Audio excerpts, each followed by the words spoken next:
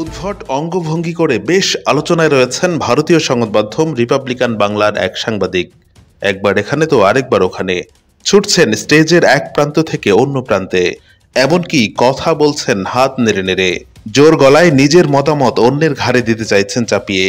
নিজের এমন উদ্ভট অঙ্গভঙ্গির জন্য বেশ আলোচনায় রয়েছেন তিনি।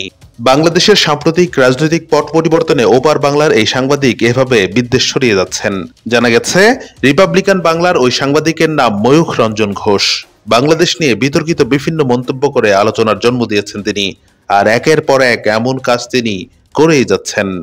আর সোশ্যাল মিডিয়ায় ব্যাপকভাবে সমালোচনা আর ট্রলের পরও একের পর এক তিনি এই কাজ করেই যাচ্ছেন।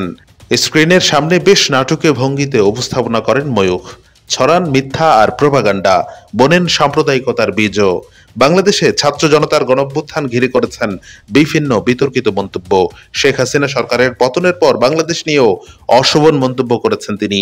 এমনকি ভারতে ইলিশ রফতানি নিয়ে সৃষ্ট পরিস্থিতিতে উল্টাপাল্টা কথা বলে আলোচনার জন্ম দেন ময়ূখ। বাংলাদেশের ছাত্র জনতার আন্দোলন নিয়ে শুরু থেকেই বিতর্কিত মন্তব্য করে গেছেন তিনি।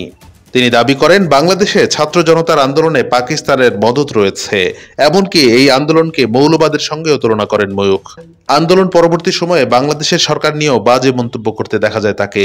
বিভিন্ন মিথ্যা ইস্যুতে অন্তর্বর্তী সরকারের প্রধান ডক্টর মোহাম্মদ ইউনূসকে ব্যর্থ প্রমাণের চেষ্টা করে যাচ্ছেন ময়ূখ। অবশ্য ভিউ ব্যবসার জন্য রিপাবলিক টিভির এমন আচরণ নতুন কিছু নয়। টেলিভিশনটির editor in chief Arnab Goswami নিজেও সাম্প্রদায়িকতা ছড়িয়ে ভিউ এর ব্যবসা করেন। আর এই ময়ূখ শুধু বাংলাদেশ নিয়ে নয়, পশ্চিমবঙ্গের মুখ্যমন্ত্রী মমতা ব্যানার্জিরও কড়া সমালোচক। আলোচিত ময়ূখ বর্তমানে রিপাবলিক বাংলার সিনিয়র এডিটর এবং হেড অব ইনপুট হিসেবে কর্মরত। এর আগে তিনি এবিপি আনন্দ, টাইমস নাও ও নিউজ বাংলা 18-এ কাজ করেছেন। মিথ্যার বেসাতি খুলে বসা ময়ূখকে নিয়েও বিতর্ক কম নয়। রিপাবলিক বাংলার জবাব চাই বাংলা প্রোগ্রামের হোস্ট ময়ূখ বাংলাদেশি অনুপ্রবেশকারী বলে দাবি করেছেন পশ্চিমবঙ্গে একজন লেখক মানিক ফকির। ভারতের কমিউনিস্ট পার্টির একজন নেতা ময়ূখকে বিজেপির আইটি সেলের নেতা বলেও অভিযোগ করেন। যদিও এত শত অভিযোগ নিয়েও চোখে চোখ রেখে প্রোপাগান্ডা ছড়িয়ে যাচ্ছেন ময়ূখ রঞ্জন।